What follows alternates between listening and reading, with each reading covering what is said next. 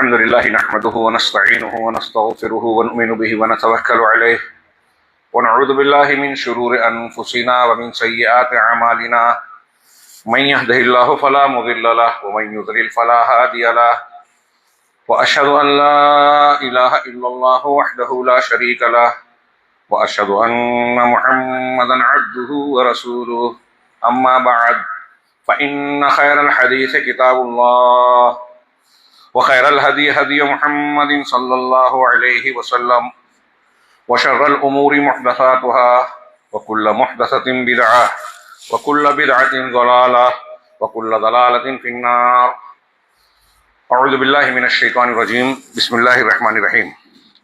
وَلَقَدْ أَرْسَلْنَا إِلَىٰ أُمَمٍ مِّن قَبْلِكَ فَأَخَذْنَاهُمْ بِالْبَأْسَاءِ وَالضَّرَّاءِ لَعَلَّهُمْ يَتَضَرَّعُونَ فَلَوْلَا إِذْ جَاءَهُم بَأْسُنَا تَضَرَّعُوا وَلَكِنْ قَسَتْ قُلُوبُهُمْ وَزَيَّنَ لَهُمُ الشَّيْطَانُ مَا كَانُوا يَعْمَلُونَ فَلَمَّا نَسُوا مَا ذُكِّرُوا بِهِ فَتَحْنَا عَلَيْهِمْ أَبْوَابَ كُلِّ شَيْءٍ حَتَّىٰ إِذَا فَرِحُوا بِمَا أُوتُوا أَخَذْنَاهُمْ بَغْتَةً فَإِذَا هُم مُّبْلِسُونَ فَقُطِعَ دَابِرُ الْقَوْمِ الَّذِينَ ظَلَمُوا وَالْحَمْدُ لِلَّهِ رَبِّ الْعَالَمِينَ.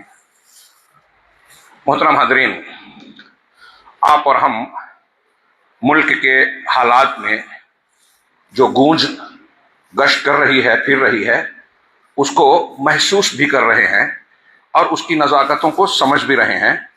وہ ہے ابھی پارلیمنٹ کے دونوں ایوانوں میں جو وقف بل کے نام سے، ترمیمی بل کے نام سے پاس کیا گیا، بلکہ اسے کہنا چاہیے کہ مختلف حیل و بہانوں سے تھوپا گیا.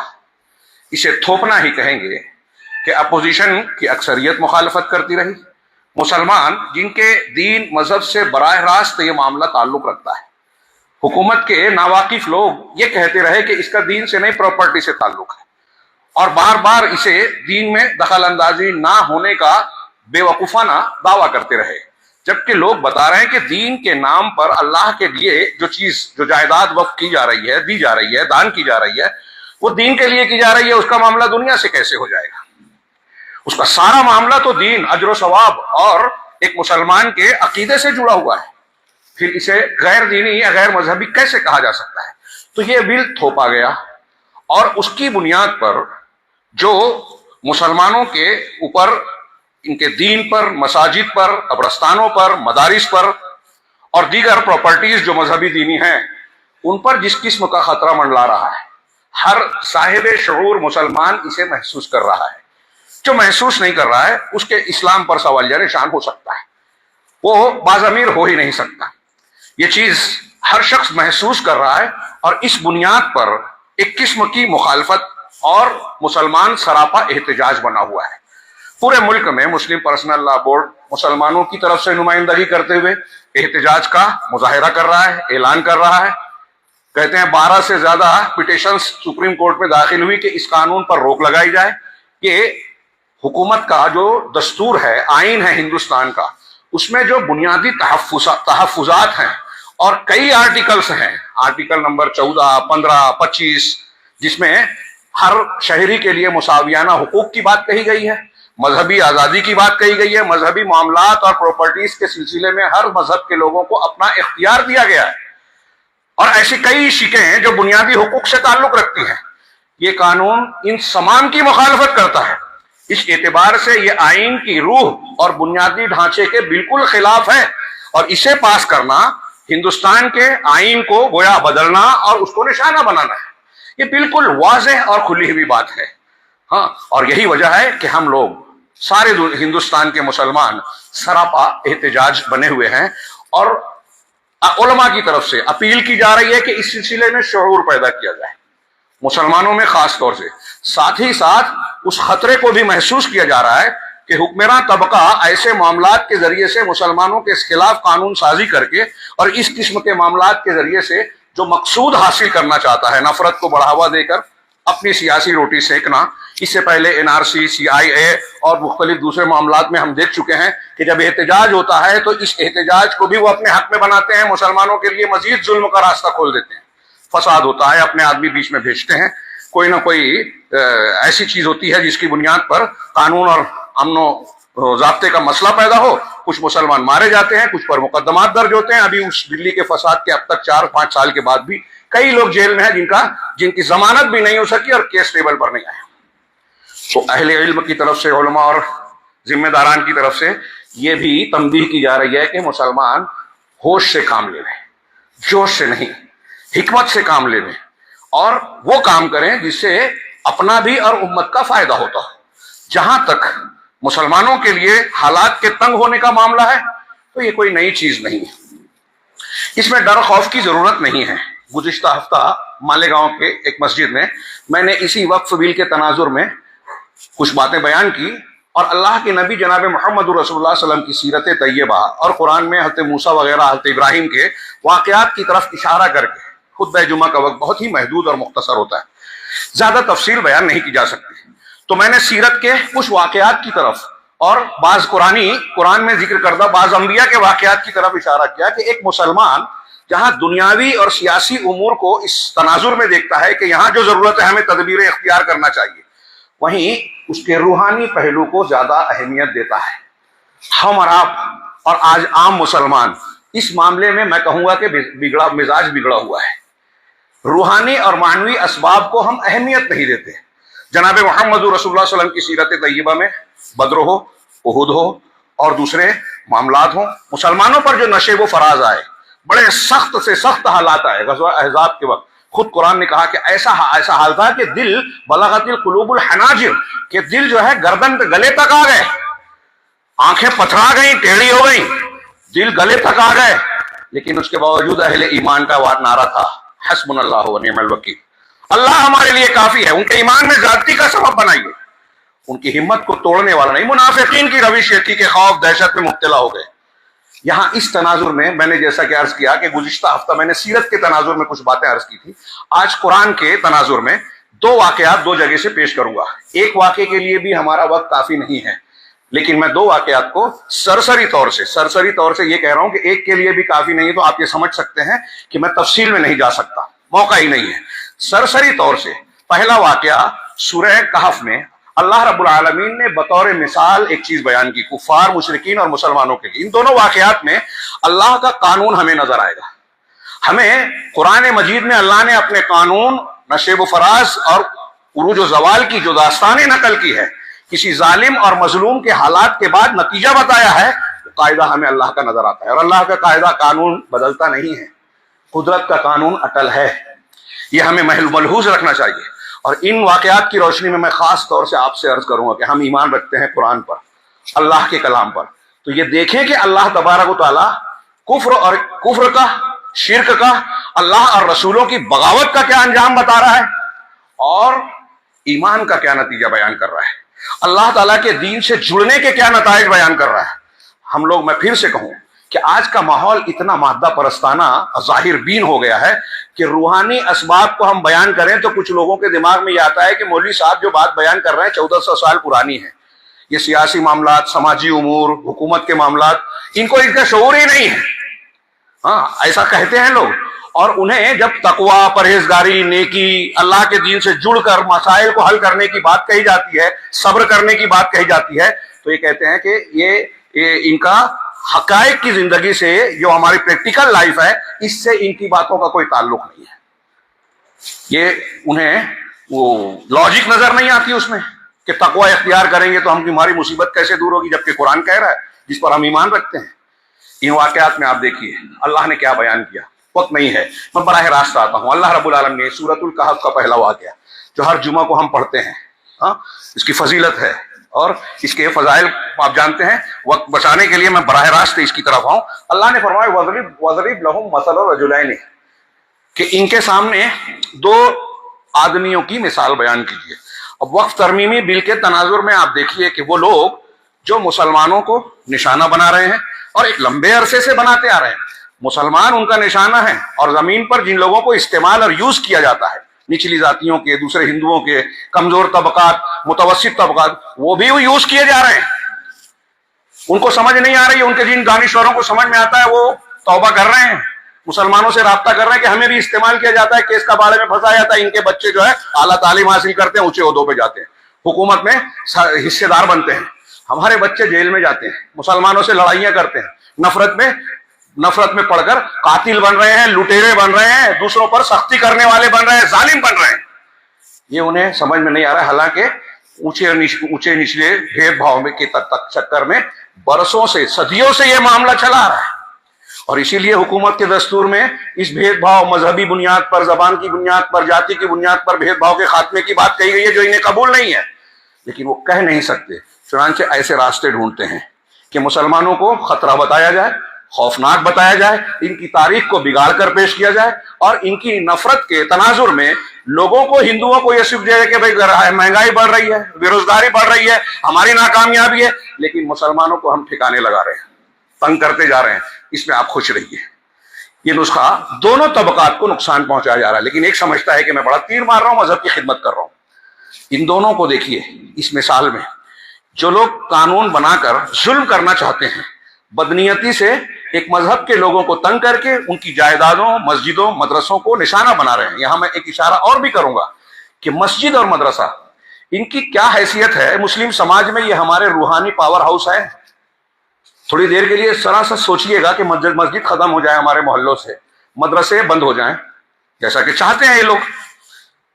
کلیکٹر اور آفیسر کے ہاتھ میں جب ہوگا، وہ بول دیں گے کہ یہ متنازع جگہ ہے، مسجد میں ابھی جب تک کوئی کیس کا فیصلہ نہیں ہوتا مسجد بند رہے گی، نماز نہیں ہوگی. مدرسہ بند ہو جائے گا کہ حکومت کی پراپرٹی ہے، مدرسہ بند ہو جائے گا. اب آپ کے مدارس بند ہو جائیں، علماء نہیں پیدا ہوں گے، جس کو آپ آج حقیر سمجھتے ہو. کیا ضرورت ہے؟ کالج کی ضرورت ہے، میڈیکل کالج، انجینئرنگ کالج، فلاں کالج، ڈیما کالج. دین کی ضرورت نہیں ہے. ہم کو ایسا لگتا ہے. یہ ہمارے طاقت کا پاور ہاؤس ہے میرے بھائیوں. یورپ اور امریکہ، یہود و نصارہ نے یہ سبق پڑھایا ہے ہمارے یہاں کے لوگوں کو کہ اگر مسلمانوں کی طاقت ختم کرنی ہے تو ان کے اس پاور ہاؤس پہ حملہ کرو. مدارس بند کر دو، مساجد بند کر دو، اور خاص طور سے ان علماء کو جو قرآن و حدیث کو جاننے والے ہیں. نام لے کر کہتے ہیں، میں کسی کو برا لگے تو مت مانیے گا، برا نہ مانیے. یہ امریکن پینٹاگون کی تھنک ٹینک کی رپورٹ میں ہے کہ جو سلفی اور اہل حدیث کہلاتے ہیں، اصل ان سے دور کرو، ان کو بدنام کرو، سعودی عرب کو بدنام کرو. اور اس ایجنڈے پہ بہت سے مسلمان بھی کام کر رہے ہیں ہمارے درمیان، جن کو لانچ کیا جاتا ہے. کوئی فلاں اور کوئی فلاں ہے، کوئی صحابہ کرام کو نشانہ بناتا ہے، کوئی حدیثوں میں سوال اٹھاتا ہے، کوئی اہل حدیثوں کو بولتا ہے کہ یہ انتشار پھیلا رہا ہے جب توحید کی دعوت دی جاتی ہے. ساری چیزیں سامنے رکھی اور یہ واقعہ پڑھیے. میں کر رہا ہوں، ایک طرف کفار و مشرکین ہے، ایک طرف وہ مسلمان کہلانے والے لوگ ہیں جو کہتے تو اپنے آپ کو مسلمان ہیں لیکن قرآن حدیث کو ماننا ہی نہیں چاہتے، اپنے اعتبار سے ماننا چاہتے ہیں. ارے ایسے نہیں، ایسے ہمارے دماغ میں یہ آتا ہے. ماں باپ سے اور ماحول سے جو چیزیں چل رہی ہے اس کو چھوڑنا نہیں چاہتے. ایک مولوی صاحب کو مان لیا کہ وہ بہت بڑے عالم ہیں، ان کی اتنی کتابیں ہیں، اتنی مرتبہ ٹی وی پہ آتے ہیں، اتنے لوگ لائک اور سبسکرائب کرتے ہیں، تو ہم ان کے پیچھے چلیں گے. اب وہ کتنی بھی غلط بات کہہ رہے ہیں قرآن اور حدیث کے خلاف، وہی مانیں گے. اس کو بھی دیکھیے، ایک چہرہ بھی. ان دو آدمیوں کی مثال دیجیے ان کے سامنے. جعلنا لأحدہما جنتین من اعناب، جن میں سے ایک کے لیے ہم نے انگور کے باغات، عناب نب کی جمع، انگور کے دو باغ بنائے. وحففناہما بنخل، انگور کا باغ، انگور کی بیلیں لگی ہوئی ہے، اور اسے ہم نے کھجوروں کے درختوں سے گھیر دیا ہے. وجعلنا بینہما زرعا، اور ان دونوں کے بیچ میں کھیتی ڈال دی. تھوڑی دیر کے لیے سوچئے.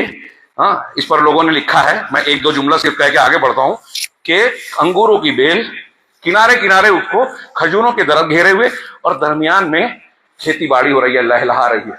کتنا خوش نما منظر، دلکش اور دل فریب ماحول بنے گا. سب سے بہتر باغ ایسا ہو سکتا ہے.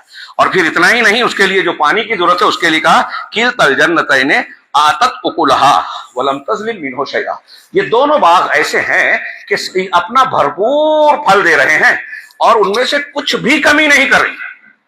اس کے جو دونوں باغ تھے، انگور، کھجور، دوسرے پھل، کھیتیاں، بھرپور فصل اور پھل دے رہے ہیں. وفجرنا خلالہما نہرا، اور ان کے بیچ میں، کھیتیوں کے بیچ میں ہم نے نہریں جاری کر رکھی ہیں. پھاڑ دی ہے نا، نہر جا رہے، پانی بہ رہا ہے، اس سے صحرا بھی ہو رہی ہے، شاداب بھی ہے، اور کھیتی کو پھلنے پھولنے میں، نشو نما پانے میں آسانی ہوتی ہے. وفجرنا خلالہما نہرا وکان لہ ثمر، اور اس کے پاس بڑے پھل اور میوے. صاحب جس کے پاس یہ دو باغ ہیں، بہت سے پھل میوے ہو گئے. اب اس کے دو آدمی تھے، یہ ایک صاحب باغ ہے، 2 باغ ہیں اس کے اور بڑے شاداب زرخیز. دوسرے سے وہ کہا فقال لصاحبہ وهو يحاوره، تو بات میں اس نے اپنے ساتھی سے کہا انا اکثر منک مالا واعز نفرا، کہ میں مال کے معاملے میں تم سے زیادہ ہوں، تم سے زیادہ مال والا ہوں، اور جتھے کے اعتبار سے زیادہ مضبوط اور طاقتور ہوں. نوٹ کیجئے، یہ انڈر لائن کیجئے اس جملے کو. ہاں، امام قتادہ کہتے ہیں کہ دنیا میں جتنے دنیا دار لوگ ہیں ان کی یہی خواہش ہوتی ہے، مال خوب ہو اور ہمارے چاہنے والے، تعلقات والے، نوکر چاکر، رشتہ دار، ماتحت خوب ہو. تو جتھے میں بھی بہت ہوں میں، مال میں بھی تم سے زیادہ ہوں. اب اس کو جوڑ لیجئے کہ جو یہ سمجھتے ہیں کہ پارلیمنٹ میں ہماری اکثریت ہے تو کوئی بھی بل پاس کر لیں گے، کسی کی بھی مذہب میں داخل کر دیں گے، اس کی مسجد کی پراپرٹی، اوقاف کی زمین جو ان کے ہمارے باپ دادا نے جو اللہ کے نام پر چھوڑی ہے، جو ایک مسلمان بھی بیچ خرید نہیں سکتا، تو یہ خریدیں گے، بیچیں گے. ہاں، دے دیا آپ کے بمبئی میں کسی کو یتیم خانے کی زمین، بنا لیا، اس کو بچانا چاہتے ہیں کہ وہ مالک بن جائے قانون میں تبدیلی کر کے، اور بہت سی زمینیں ہڑپنا چاہتے ہیں. کیوں؟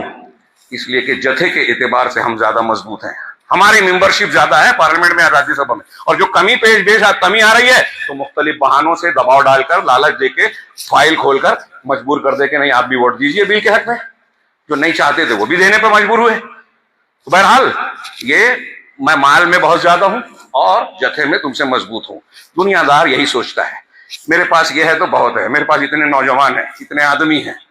اللہ تبارک و تعالیٰ نے ایک نفسیات بتائی اس آدمی کے واقعے کے تناظر میں. فرمایا وَدَخَلَ جَنَّتَهُ وَهُوَ ظَالِمٌ لِنَفْسِهِ، وہ اپنے باغ میں داخل ہوا جبکہ وہ تھا بھی ظلم کرنے والا اپنے نفس پر، مطلب سرکش تھا، اللہ کے دین کو مان نہیں رہا تھا، اس لیے ظالم تھا.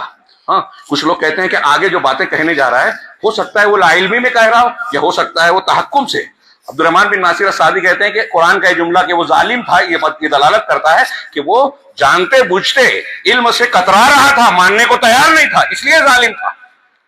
تو یہ تحکم اور عناد کی بنیاد پر اپنے باغ میں داخل ہوا اور اپنے نفس پر ظالم کرتے ہوئے اور کہا قالا ما اظن ان تبید هذه ابدا، مجھے نہیں لگتا، میں ایسا نہیں سمجھتا کہ میرا یہ جو باغ ہے، کھیتی ہے، پھل پھول ہیں، یہ کبھی ضائع ہوں گے، اس کا سلسلہ کٹے گا، یہ ہمیشہ اسی طرح سرسبز و شاداب رہیں گے اور میں ایسے ہی مالدار رہوں گا، پھلتا پھولتا رہوں گا.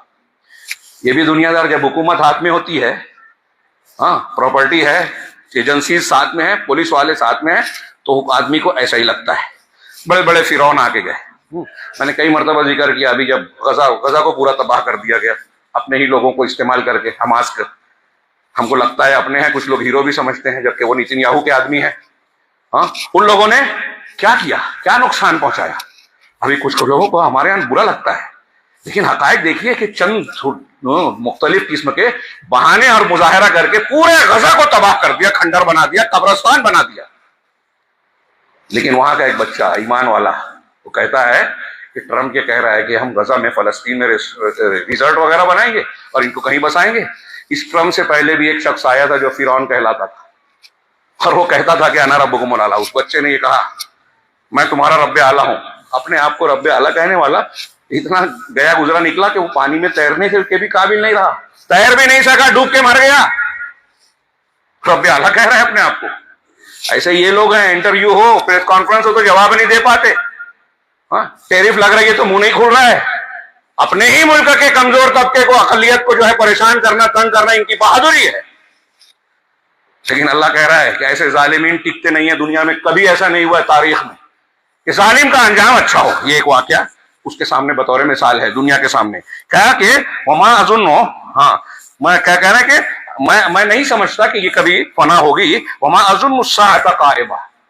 اب اور آگے بڑھا کہ میں یہ نہیں سمجھتا کہ قیامت قائم ہوگی. میں تفسیر میں نہیں جا رہا ہوں، سرسری طور سے پیش کر رہا ہوں واقعے کی روح اور مقصود کو پکڑیے موجودہ تناظر میں. میں کہا قیامت، یعنی میں سمجھتا نہیں کہ قیامت آئے گی، یعنی کفر کر رہا ہے آخرت کا. ہمارے یہاں کافر لوگ نہیں مانتے، جو لوگ بل بنا رہے ہیں ان کو ایسا نہیں لگتا کہ ہم جو ظلم کر رہے ہیں کل ہم کو دیکھنا پڑے گا، وہ بھی سن لیں، وہ اسے مانیں گے تو نہیں. ہم مسلمان ہیں، تھوڑی دیر کے لیے اپنے اپنے اندر جھانک کے دیکھیے کیا ہم یہ مانتے ہیں کہ قیامت آئے گی؟ ہاں کہتے ہیں، مانتے ہیں کیا؟ اگر مانتے ہیں تو کیا اس کا اثر جیسا صحابہ اور حقیقی مومنین پر پڑتا ہے؟ ویسا ہمارے اوپر قیامت کے عقیدے کا اثر پڑ رہا ہے کیا؟ تو کیا ہم بھی اپنے زبان کال سے نہیں، منہ سے نہیں بولتے، لیکن اپنے عمل سے نہیں بولتے؟ ارے دنیا بنا رہے ہیں، یہیں دیکھا جائے گا، بے ایمانی کر رہے ہیں، سودی لین دین کر رہے ہیں، جھوٹ بول رہے ہیں، دھوکہ دے رہے ہیں، بہن بیٹی کا حق مار رہے ہیں، تو اس کا مطلب ہمارا عمل کہہ رہا ہے کہ ہم کو ڈر نہیں ہے کہ ہم کو اللہ کے سامنے کھڑا ہونا ہے، حساب دینا ہے۔ تو ہم بھی کہہ رہے ہیں کہ قیامت قائم نہیں ہوگی، میں نہیں سمجھتا۔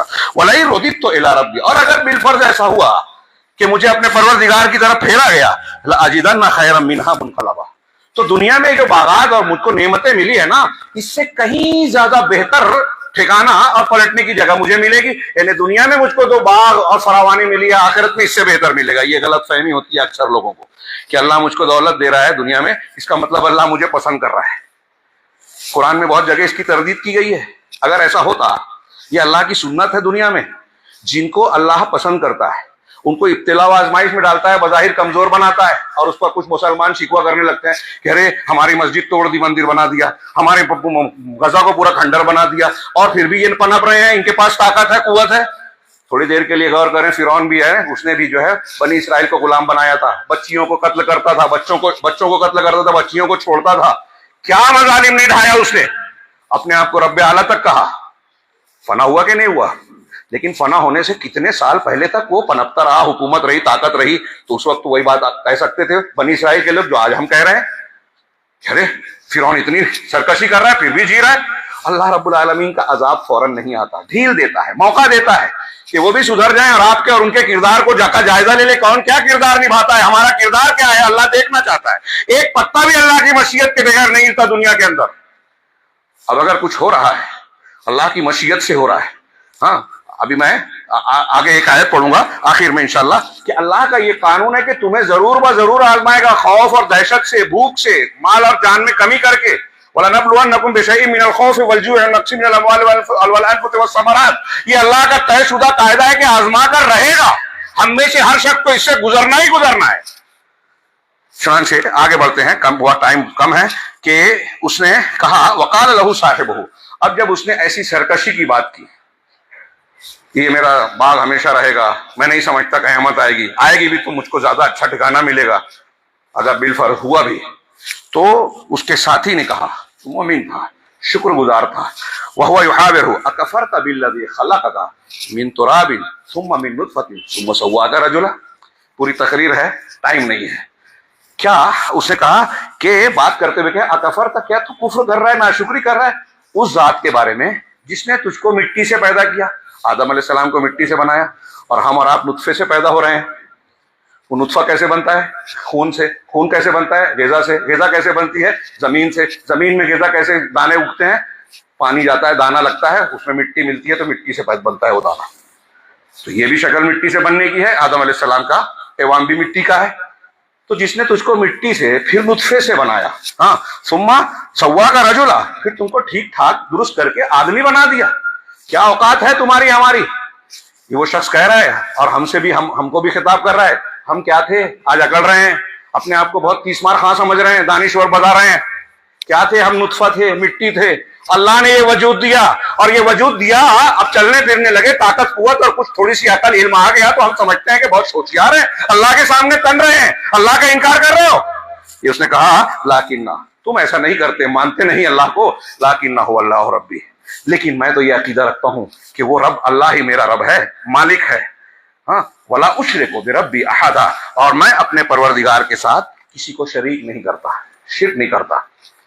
مطلب وہ سامنے والا شرک بھی کرتا تھا، آخرت کا انکار تو کیا واضح، اس جملے سے اور آگے کی بات سے، اس کے خود کے جملہ جو آگے آئے گا اس سے پتہ چلتا ہے کہ وہ مشرک بھی تھا۔ اب ہمارے یہاں جو لوگ مشرک ہیں، کافر ہیں، وہ تو ہیں ہی، بہت سے مسلمان جو وقف ترمیمی بل کی بنیاد پر یہ محسوس کر رہے ہیں کہ ہماری مسجدیں، ہماری درگاہیں خطرے میں ہیں، تو جن درگاہوں کا تذکرہ وہ کر رہے ہیں وہ شرک کے اڈے بنے ہوئے ہیں بہت سارے، اس میں سے 80%، 90%، بلکہ 99% کہہ لیجیے۔ اب انہیں ہم کہیں کہ یہ شرک کر رہے ہو تو ماننے کو تیار نہیں ہے۔ وہ بھی اس واقعے میں دیکھیں کہ سمجھا رہا ہے وہ کہ میں تو شرک نہیں کرتا۔ ہاں، اب کیا کہا؟ وَلَوْلَا إِذْ دَخَلْتَ جَنَّتَكَ قُلْتَ مَا شَاءَ اللَّهُ لَا قُوَّةَ إِلَّا بِاللَّهِ، اور ایسا تو نے کیوں نہیں کیا کہ جب اپنے باغ میں داخل ہوتا تو یہ کہتا کہ جو اللہ نے چاہا وہی ہوا، اللہ کے سوا کوئی طاقت نہیں ہے اللہ کی مدد کے بغیر، ماشاء کیا ہے؟ ماشاء اللہ، جو اللہ نے چاہا وہی ہوا، لا قوت الا باللہ، کوئی طاقت اور قوت نہیں ہے مگر وہی جو اللہ کی مدد سے ہو، اللہ کے ذریعے سے ہو۔ تم جو باغ بنائے ہو یہ تمہاری طاقت ہے کیا؟ بیج کو تم نے ڈالا، پھاڑا، کوپلیں اٹھی نکلی، بارش برسایا، اس کو پانی دیا، نہر کو تم نے جاری کیا، درخت کو تم نے اگایا، یہ اللہ کی طاقت سے ہوا، اس کی مشیت سے ہوا ہے، تو اس کا شکر گزار تمہیں بننا چاہیے۔ اسی لیے اس آیت کے تناظر میں کہا کہ اگر آپ کو کسی کی کوئی چیز، کوئی نعمت پسند آتی ہے تو ماشاء اللہ لا قوت الا باللہ یہ کہنا چاہیے۔ ہاں، اللہ نے آگے فرمایا کہ اس نے کہا ان ترانے انا اقل منک مالا وولدا، اگر تم مجھے یہ دیکھتے ہو، یہ دوسرا آدمی جو شاکر ہے، مومن ہے، وہ کہہ رہا ہے کہ تم ایسا سمجھتے ہو کہ میں مال اور اولاد میں تم سے کم ہوں۔ مسلمان آج کہہ سکتے ہیں کہ تم کو ایسا لگتا ہے کہ ہم اقلیت میں ہیں، مسلمان کم ہیں، اور مسلمان میں قرآن حدیث کو ماننے والے، شرک اور بدعت سے بچنے والے اور کم ہیں، بہت کم ہیں۔ اگر تم دیکھتے ہو کہ ہم مال میں اور اولاد میں کم ہیں، اسباب کم ہیں ہمیں، ہاں، فَعَسَىٰ رَبِّي أَن يُؤْتِيَنِي خَيْرًا مِّن جَنَّتِكَ، تو قریب ہے، ہو سکتا ہے کہ اللہ تمہارے باغ سے بہتر باغ مجھے دے دے۔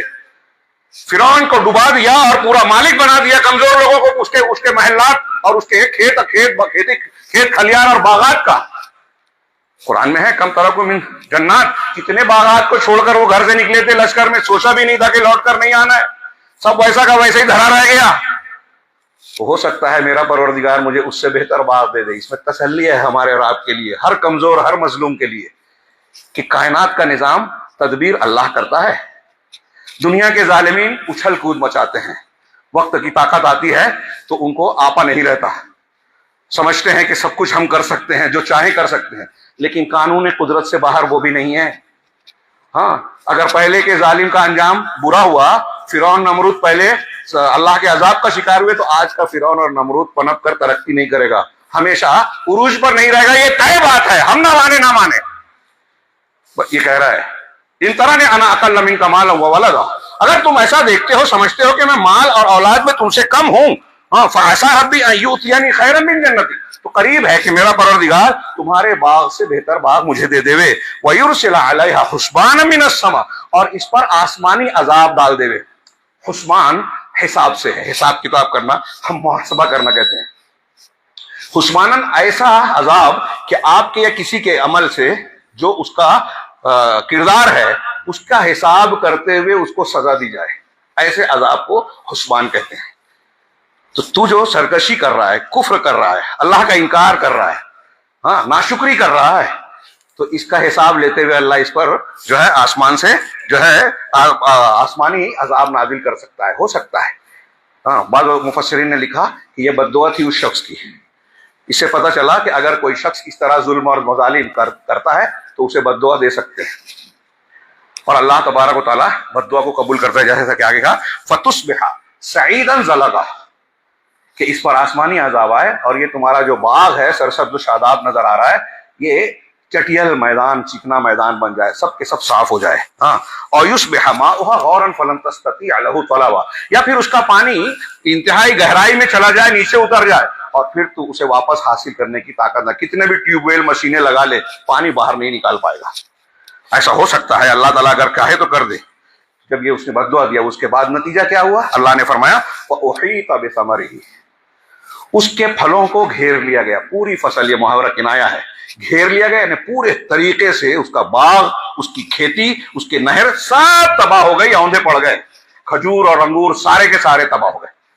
وَأُحِيطَ بِثَمَرِهِ فَأَصْبَحَ يُقَلِّبُ كَفَّيْهِ عَلَىٰ مَا أَنفَقَ فِيهَا، تو وہ اپنی ہتھیلیوں کو ملنے لگا اس بات پر افسوس کرتے ہوئے جو اس نے اس کھیتی پر اور ان درختوں پر خرچہ کیا تھا، اپنا جو اصل پیسہ لگایا تھا وہ بھی تباہ ہو گیا، وہ بھی نہیں مل رہا ہے، اب تو پورا کا پورا تباہ ہو گیا، منافع چھوڑیے اصل غائب ہو گئی۔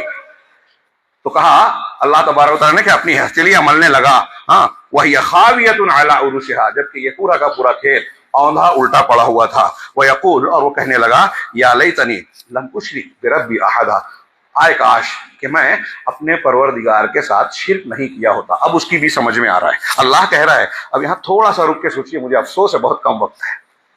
ہاں، یہاں یہ صاحب معاملہ اور قرآن کہہ رہا ہے کہ اس کے باغ کی تباہی کا سبب کیا تھا۔ اس آیت کے اس ٹکڑے پر غور کیجئے، فوکس کیجئے، लॉजिकल नहीं समझ में आती आजकल नए नौजवानों को। लॉजिक, ये लॉजिक है कुरान की, और लॉजिक है, ताल्लुक है उसका। अल्लाह की मदद होगी तो आप पनपेंगे, मदद नहीं होगी तो नहीं पनप सकते। सिंपल बात है ना। तो अल्लाह ताला ने का शिर्क किया, बहुत बागात और ये दिया था, फिरौनियत मिली थी, डूब गया, तबाह हो गया। ये कुरान कह रहा है कि शिर्क का ये नतीजा है, अल्लाह के हुक्म को नाफरमानी का नतीजा है। हमें लॉजिक नजर नहीं आती। अब आज मुसलमान शिर्क कर रहा है कि नहीं कर रहा है? तो वक्फ तरमीमी बिल बन रहा है, गजा पर हमला हो रहा है, हमारे घरों पर बुलडोजर चल रहा है, दुकानों मकानों को खतरे में देख रहे हैं हम। हमारे आम खवास भी जो है सह में डरे बैठे हुए हैं, उनकी भी जिंदगी तंग हो रही है। खाना पीना तय कर रहे हैं दूसरे लोग कि आपको ये नहीं खाना है, ये नहीं पहनना है, ये नहीं बेच सकते, इसका कारोबार नहीं कर सकते, फला जगह दुकान नहीं लगा सकते मुसलमान। और मुसलमान बेबस नजर आ रहा है। इस बेबसी की सबसे बड़ी वजह कुरान से पूछिए, शिर्क है, कुफ्र है, बिदत है, कबीरा गुनाह है, लोगों का हक मारना है। यतीमों का हक मार रहे हैं हमारे यहाँ, कमजोरों का हक मार रहे हैं हमारे यहाँ, मजदूर और नौकर चाकर का हक नहीं देते, उनकी तनख्वाहों से कटौती करते और न जाने क्या क्या जुल्म ढाते हैं।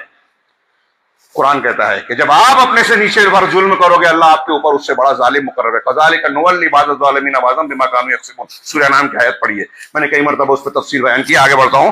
अल्लाह ताला ने फरमाया कि वो कहने लगा कि काश कि मैंने अपने परवरदिगार के साथ शिर्क नहीं किया होता।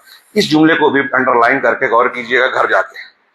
शिर्क से बाग तबाह हो गया, शिर्क से दौलत उसकी लुट गई। आज की जबान में कहें कि बहुत कुछ था सड़क पर आ गया शिर्क से। अब इसमें लॉजिक ढूंढिए कुरान के, अगर ईमान है बंदा मानेगा। हाँ, कहा आगे, वलम तकुल लहू फिअतुन यंसुरूनहु मिन दूनिल्लाह, और अल्लाह के सिवा उसका कोई गुरोह नहीं बचा जो उसकी मदद कर सके। उसने क्या कहा था अपने साथी से, अना अक्सर मिनका मालन व अअद्दु नफरा, कि मैं माल में तुमसे ज्यादा हूं और नफर में, जत्थे में तुमसे मजबूत हूं। मेरे रिश्तेदार, नौकर चाकर, मेरे ग्रुप के लोग, मेरी पार्टी के लोग बहुत हैं, बहुत दुनिया की बड़ी पार्टी है हमारी, 100 साल से पुरानी मुनज्जम पार्टी। हमारे यहाँ भी कुछ तंजीमें हैं कि बहुत मुनज्जम काम करते हैं। मुनज्जम से कुछ नहीं होता, सही काम होना चाहिए, मनहज सही होना चाहिए। हमारे यहाँ भी मुसलमानों में कुछ है, वो बहुत मुनज्जम है। अरे मुनज्जम है, सुन्नत के खिलाफ बात करते हैं, सहाबा के ऊपर तानो तशरीह करते हैं, तो आपका दीन ही सही नहीं। कितने भी मुनज्जम हो जाओ क्या फायदा, और नुकसान पहुंचाओगे दीन को, और पहुंचा रहे हैं। गजा को तबाह करवा दिया इन्हीं लोगों ने। तो कहा कि कोई गुरोह नहीं बचा जिस पर वो नाज करता था कि मेरे पास जथा बहुत है, पैसा बहुत है। ना पैसा काम आया, ना गुरोह ने मदद की। वमा काना मुंतसिरा, और वो खुद भी गालिब होने वाला, अपने आप की मदद करने के लायक नहीं रहा। हुनालिकल वलायतु लिल्लाहिल हक, यहां ये बात साबित हो गई कि सारी मदद अल्लाह की है। विलाया मतलब कोई इख्तियार, हुकूमत, और वलाया मतलब मदद और नुसरत, दोनों माना किया जा सकता है कि अल्लाह के सिवा किसी की मदद नहीं है।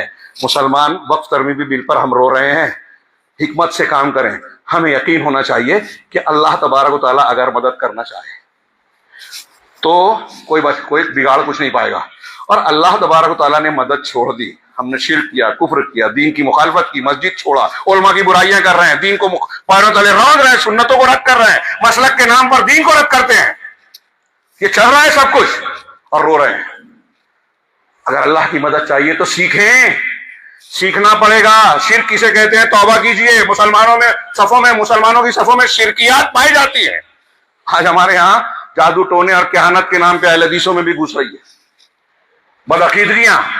इस्लाह की जरूरत है मेरे भाइयों। हमारे लिए सबसे बड़े खतरे की बात बदअकीदगी है, सबसे बड़े खतरे की बात अल्लाह की नाफरमानी और गुनाह है।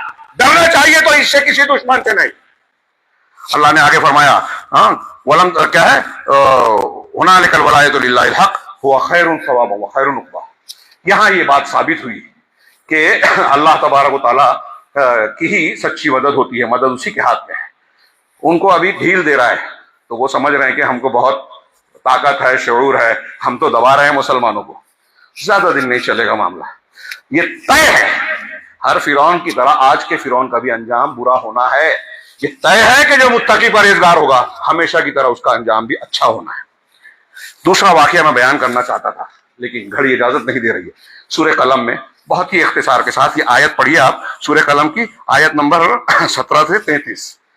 मैं वाकया अपने अल्फाज में, इन्ना बलौनाहुम कमा बलौना अस्हाबल जन्नह, कि हमने इन काफिरों को वैसे ही आजमाया। ये देखिए दो शख्सी उम्र की मिसाल दी, यहां एक ग्रोह की मिसाल दे रहा है अल्लाह ताला कि हमने अस्हाबे जन्नह बाग वालों को जैसे आजमाया।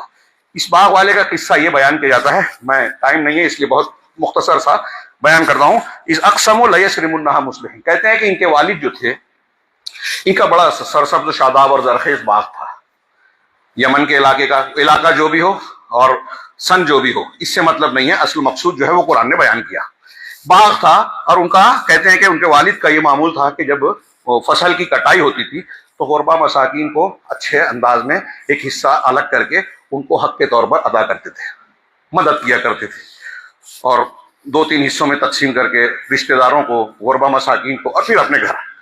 جب ان کا انتقال ہو گیا تو بیٹوں نے کہا رے ابا تو بے وقوف تھے، جیسے آج کل ہمارے ہوتے ہیں نا، بانٹ دیتے تھے لوگوں میں، ارے ہماری اپنی ضروریات ہیں تو بڑی مشکل سے ہوتی ہیں، تو اب ایسا ہم نہیں کر سکتے. اب فصل جب اگے گی تو چوری چھپے جا کے خاموشی سے اپنی فصل کاٹ لیں گے، کسی مسکین پہ کسی کو کانو کان خبر نہ ہو پائے، کوئی مدد کے لیے آئے نہیں.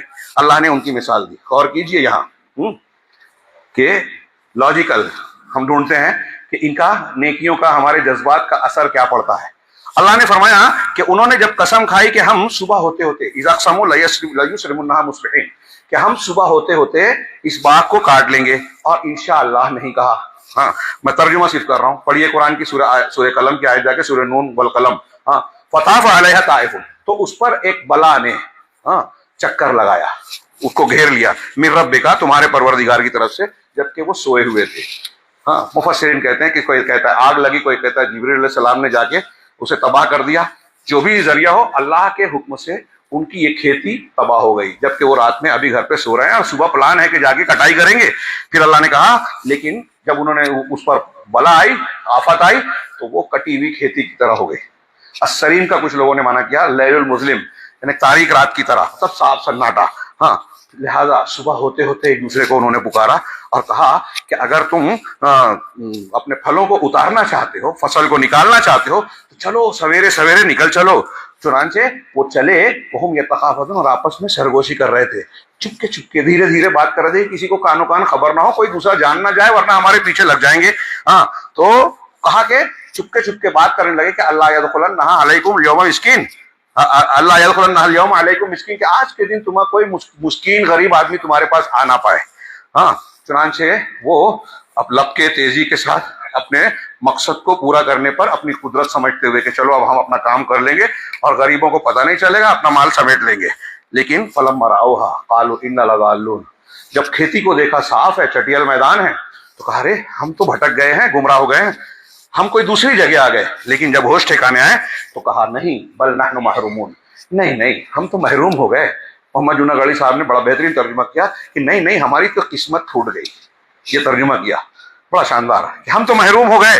قال اوسطہم، تو ان میں جو بہتر تھا، اوسط اعلیٰ، جو اچھے کردار کا ان کو سمجھا چکا تھا، تو کہا ان میں سے جو اوسط اور بہتر آدمی تھا، اس نے کہا الم اقل لکم لولا تسبحون، کیا میں نے تم سے کہا نہیں تھا کہ تم تسبیح بیان نہیں کرتے، انشاءاللہ نہیں کہتے، اللہ کا نام نہیں لیتے. تو اب کہنے لگے قالوا سبحان ربنا انا کنا ظالمین، کہ ہاں ہمارا پروردگار پاک ہے، ہم ظلم کرنے والے تھے. آج مسلمانوں میں، سماج میں آپ دیکھیں گے ایسے بہت سے لوگ ملیں گے کہ جب ان کے پاس دولت ہے، عہدہ ہے، منصب ہے، تو یاد نہیں کرتے قوم کو، اللہ کو، دین کو. آفیسر ہیں، لوگوں پہ ظلم کر رہے ہیں، ریٹائر ہو گئے تو اب سوچتے ہیں کہ یار کسی کے کام نہیں آیا. ایسے ہی اور بھی دولت ہے، چھین گئی، لٹ گئی، تو اب مسجد کو پکڑا ہے. اس ٹائم فرصت نہیں ملتی تھی، اللہ کے لیے وقت نہیں ملتا تھا، فرائض کے لیے نہیں ملتا تھا. تو جب چڑیاں چگ گئی کھیت، تب پلٹ رہے ہیں. خیر اللہ رب العالمین تو اتنا رحیم و کریم، رحمان و رحیم ہے کہ اس کا دروازہ موت کے آثار نمایاں ہونے سے پہلے تک اس کی توبہ کا دروازہ کھلا ہے. تو انہوں نے کہا کہ ہمارا پروردگار پاک ہے، ہم ہی ظالم تھے. چنانچہ ایک دوسرے کی طرف ملامت کرتے ہوئے متوجہ ہوئے اور کہا کہ اے کاش ہم، ہائے افسوس کہ ہم سرکشی کرنے والے تھے. عسیٰ ربنا ان یبدلنا خیرا منہا، ہو سکتا ہے کہ پروردگار ہمارے لیے اس سے بہتر کو بدلہ دے دے، یہ باغ اور کھیتی جو تباہ ہوئی ہے پھر سے ہم کو اس سے بہتر سے نواز دے. انا الی ربنا راغبون، ہم اپنے پروردگار ہی کی طرف پلٹنے والے، رغبت رکھنے والے ہیں. اللہ نے کہا، آخری جملہ اسی پر فوکس کر رہا ہوں، یہ واقعہ پڑھیے آپ جا کے، میں نے بہت تیزی سے پڑھا اور تھوڑا سا وقت بڑھ گیا، دیر تک مجھے ٹائم دیا گیا تھا آخری، پھر بھی 2-4 منٹ بڑھ رہا ہے، میں معافی چاہتا ہوں. کذالک العذاب، ایسا ہی عذاب ہوتا ہے دنیا کا عذاب. اب تھوڑی دیر کے لیے واقعے کو پھر سے دماغ میں لائیے.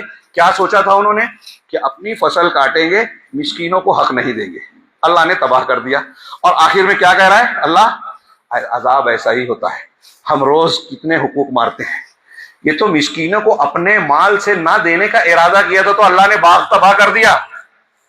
ہم تو کسی کا، دوسرے کا، بہن کا، بیٹی کا، بھائی کا حق جو ہے وہ کاغذ میں ہیر پھیر کر کے اس کا اپنا بنا لیتے ہیں، اور اب وقف بل پر دوسرے قبضہ کرنا چاہ رہے ہیں تو چیخ چلا رہے ہیں۔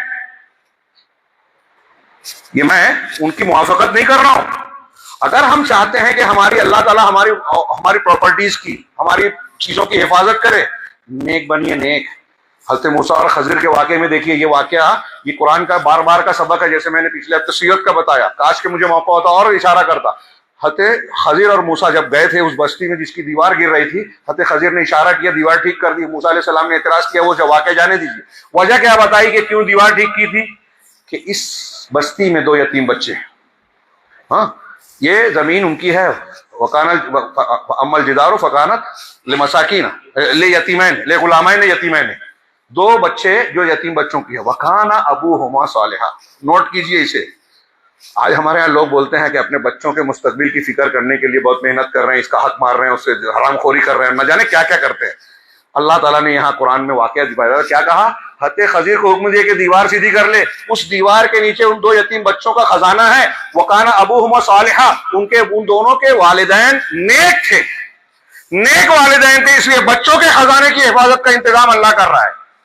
اگر آپ اور ہم چاہتے ہیں کہ ہماری اگلی نسل سکھ سے جیے، راحت رہے، اللہ کی مدد ملے، تو خود بھی نیک بنے، اپنے بچوں کو نیک تربیت دیں، دین سکھائیں، صحیح عقیدہ بتائیں، شرک سے، کفر سے، بدعت سے دور رکھیں۔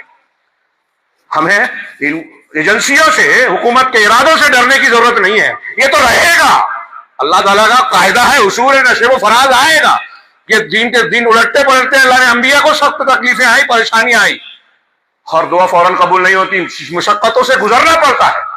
ہم نے کیسے سمجھ لیا کہ ہم کو یوں ہی بلندیاں مل جائے گی، اللہ کی رحمت مل جائے گی؟ آزمائش نہیں، آزمائش سے ہم کو نہیں گزرنا پڑے گا۔ اللہ نے کہا وَكَذَلِكَ الْعَذَابُ، عذاب ایسا ہی آتا ہے دنیا میں، آپ کو لاجک سمجھ میں آئے کہ نہ آئے، آپ گناہ کر رہے ہیں، حق مار رہے ہیں، ظلم کر رہے ہیں، شرک اور بدعت کر رہے ہیں اور خاموش ہیں۔ ایک آدمی کوئی ٹوکتا بولتا ہے تو کہتے ہیں ارے یہ بلا وجہ اختلاف پیدا کر رہا ہے امت میں۔ ایسے بہت سے قابل ہیں آج کل دانشوران، جاہل دانشوران، کہ شرک پر رد کیجئے تو کہتے ہیں ارے اختلاف پیدا کر رہے ہیں۔ ارے شرک سے اختلاف ہے، آپ کو پتہ نہیں ہے، جاہل ہیں آپ، اور بڑے بڑے جہالہ۔ ہاں علامہ کی چیز میں بول رہا ہوں، آج ہمارے ہاں ایسے بنے ہوئے کہ نوجوان ان کے پیچھے چل رہے ہیں۔ وہ مرزا انجینئر، میں اس کو جہالہ ہی سمجھتا ہوں، اور ہے، اس کی باتیں بتاتی ہے، ہمارے نوجوان اس کو لائک کرتا ہے، بولنے پہ سوال کرتا ہے ارے آپ اس کو کہہ رہے ہیں، ڈاکٹر اسرار کو کہہ رہے ہیں، مولانا مودودی صاحب کو کہہ رہے ہیں۔ بھائی قرآن حدیث کے خلاف کوئی بھی کہے گا بولیں گے، صحابہ کرام کے تعلق سے متفقہ عقیدے کے خلاف یہ بھی بولتے ہیں، یہ بھی بولتے ہیں، یہ بھی بولتے ہیں، رافضیت کو پھیلاتے ہیں، اور ہم آپ اس کا دفاع کرتے ہیں، بولنے والے کو رد کرتے ہیں۔ تو اللہ کا عذاب نہیں آئے گا تو کیا رحمت آئے گی؟ وَكَذَلِكَ الْعَذَابُ، عذاب ایسا ہی آتا ہے۔ وَالْعَذَابُ الْآخِرَةِ أَكْبَرُ، یہ دنیا کے عذاب کی بات ہے، اگلا جملہ بھی بتا رہا ہے کہ آخرت کا عذاب اس سے کہیں بڑا ہے۔ اب یہ قاعدہ جو میں نے شروع میں آیت پڑھی تھی اس کا صرف ترجمہ کر کے بات کو ختم کرتا ہوں، کوئی تشریح کے بغیر۔ اللہ تعالیٰ نے سورہ انعام میں فرمایا کہ ہم نے آپ سے پہلے، وہ لقد ارسلنا الی، شروع میں نے آیت پڑھی تھی، صرف ترجمہ کرتا ہوں کہ ہم نے آپ سے پہلے بھی دوسری بہت ساری امتوں کی طرف پیغمبر بھیجے، چنانچہ ہم نے ان کو تنگ دستی اور بیماری میں پکڑ لیا، تنگیاں آئیں، بیماریاں آئیں، یہ پریشانیاں آئیں، وقف بل ان کے خلاف بھی بنایا گیا۔ میں آج کی زبان میں اشارہ کر رہا ہوں ان کی پریشانیوں کی طرف۔ تو ایسا کیوں نہیں ہوا کہ جب ہماری پکڑ آئی تو وہ گڑ گڑاتے، اللہ کے سامنے جھکتے؟ آپ سڑک پہ دھرنا دیویں، انسانی زنجیر بنائے، فلاں فلاں کام کریں، میمورنڈم دے کلیکٹر کو، آفیسر کو، ٹھیک ہے یہ جمہوری ملک کا تقاضا ہے، ہم اس کی مخالفت نہیں کرتے، لیکن اللہ کہہ رہا ہے ہم کو کیا کرنا ہے؟ اللہ کے سامنے گڑ گڑانا ہے، رونا ہے، اپنے گناہوں سے سچے دل سے معافی مانگنا ہے۔ ایسا کیوں نہیں ہوتا کہ گڑ گڑاتے؟ لیکن ہم نہیں گڑ گڑاتے، کیوں؟ اللہ نے وجہ بتائی، وَلَٰكِن قَسَتْ قُلُوبُهُمْ، ان کے دل سخت ہو گئے، اثر نہیں ہوتا دلوں پر۔ قرآن سن رہے ہیں، جہنم کا تذکرہ ہو رہا ہے، ڈرنے کی باتیں آ رہی ہیں، لیکن دل پگھلتا ہی نہیں، کیونکہ دل سخت ہو گیا۔ دل کی سب سے بڑی بیماری ابن قیم کہتے ہیں قساوت، سختی۔ اور شیطان نے ان کے لیے ان چیزوں کو مرصع، خوشنما بنا دیا، مزین کر دیا جو وہ کر رہے ہیں. اپنے عمل بدعت کر رہے ہیں, ہم بہت اچھا تیر مار رہے ہیں. فلاں جماعت سے جڑے ہیں, بہت اچھی جماعت ہے. فلاں سے ہیں, کہاں قرآن حدیث کی مخالفت ہو رہی ہے, بتایا جا رہا ہے, ماننے کو تیار نہیں, کیونکہ اپنے غلط عمل کو شیطان نے ہماری نگاہوں میں اچھا بنا کر پیش کیا. یہ قرآن کہہ رہا ہے. اس لیے سدھرتے نہیں ہیں, کیونکہ غلط کو صحیح سمجھ رہے ہیں, بدعت کو سنت سمجھ رہے ہیں, دین سمجھ رہے ہیں. فلما نسوا ما ذکروا بہ, اب جب انہوں نے جس چیز کی نصیحت کی گئی تھی اس کو بلا دیا, کہا گیا تھا دین مانو, رسول کو مانو, نہیں مانا, بلا دیا. فتحنا علیہم ابواب کل شیء, یہ بہت اہم پوائنٹ قرآن کہہ رہا ہے. تو ہم نے ہر چیز, ہر نعمت کا دروازہ ان پر کھول دیا, ہر چیز کے دروازے ان پر کھول دیے. ہاں اب سوچئے کہ انکار کر رہے ہیں, ناشکری کر رہے ہیں, اللہ کی بات نہیں مان رہے ہیں, تو اللہ نعمتیں دے رہا ہے. قرآن کی آیت پھر یہ بھی نوٹ کیجئے دماغ میں کہ ان کو حکومت مل رہی ہے, مسجد توڑا, مندر بنایا, ہاں مسلمانوں کی بستیوں کو تباہ کر دیا, گھروں پر بلڈوزر چلایا, کمزوروں کو بے گھر کر دیا, بہت سے بچوں کو یتیم کر دیا, بے عورتوں کو بیوہ کر دیا. لیکن حکومت مل رہی ہے تو ہم بولتے ہیں ارے ظلم کر کے ترقی مل رہی ہے. اللہ کہہ رہا ہے کیوں ترقی مل رہی ہے؟ ان پر دروازے کھل گئے حکومت کے, طاقت کے, بہت کچھ مل رہا ہے. لیکن حتی اذا فرحوا ما بما اوتوا, لیکن جب انہیں جو حکومت کی عادت, دولت, پیسہ, شہرت, جو کچھ بھی ملا, جو بھی دیا گیا, جب اس پر وہ مگن ہو گئے, خوش ہو گئے, مست مبست ہو گئے, اتاہم اخذناہم بغتۃ, تو اچانک دفعتاً ہم نے انہیں پکڑ لیا عذاب میں. فاذا هم مبلسون, اور جب عذاب میں گرفتار ہو گئے تو اب وہ مایوس ہو گئے, اب ان کے لیے بچنے سدھرنے کا کوئی راستہ نہیں. ہاں فقطع دابر القوم الذین ظلموا, چنانچہ ظلم کرنے والوں کی جڑ کو اللہ تعالیٰ نے کاٹ دیا, ان کو کاٹ دیا گیا. والحمدللہ رب العالمین, اور تمام تعریف اللہ کے لیے جو پروردگار ہے تمام جہانوں کا. وہ رب ہے, نظام وہ چلا رہا ہے. یہ قانون بنانے والے دنیا میں جو بنا رہے ہیں نا, یہ اچھل کود مچا رہے ہیں, آخر میں چلے گا وہی جو اللہ کا فیصلہ ہوگا. اللہ سے دعا ہے کہ ہمیں ایسے کردار والا بنائے کہ اللہ کا فیصلہ ہمارے حق میں ہو. دنیا میں بھی اللہ ہمیں عزت دے, سربلندی دے, ترقی دے, اور آخرت میں بھی ہر قسم کی کامیابی سے نوازے. دنیا اور آخرت کے ہر فتنے سے ہمیں, ہمارے اہل و عیال کو, ہمارے بچوں اور اگلی نسل کو اللہ رب العالمین محفوظ رکھے. اور اس سلسلے میں جو کچھ ذمہ داریاں شرعی طور سے ہم پر عائد ہوتی ہیں, پروردگار ہمیں توفیق دے کہ ہم ان ذمہ داریوں کو نبھا سکیں, تاکہ دنیا میں اور آخرت میں اللہ رب العالمین کے سامنے کامیاب ہو سکیں. وآخر دعوانا ان الحمدللہ رب العالمین وصلی اللہ علیہ محمد. بارک اللہ لنا ولکم فی القرآن المجید ونفعنا وإیاکم بالآیات والذکر الحکیم انہ تعالی جواد کریم.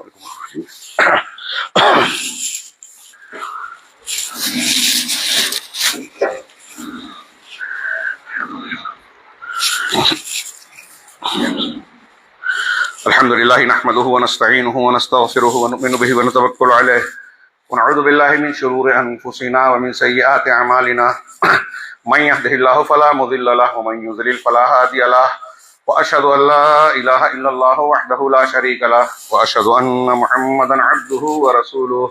اما بعد, فاعوذ باللہ السمیع العلیم من الشیطان الرجیم. بسم اللہ الرحمن الرحیم.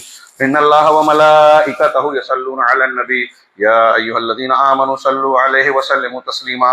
اللهم صل على محمد وعلى آل محمد كما صليت على إبراهيم وعلى آل إبراهيم إنك حميد مجيد. اللهم بارك على محمد وعلى آل محمد كما باركت على إبراهيم وعلى آل إبراهيم إنك حميد مجيد.